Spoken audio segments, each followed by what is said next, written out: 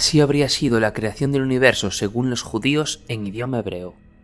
Bereshit bara Elohim et hashamayim ve'et haaretz, והארץ הייתה תוהו ובוהו, וחושך על פני תהום, ורוח אלוהים מרחפת על פני המים.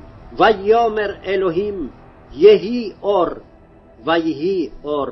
וירא אלוהים את האור כי טוב, ויבדל אלוהים בין האור ובין החושך.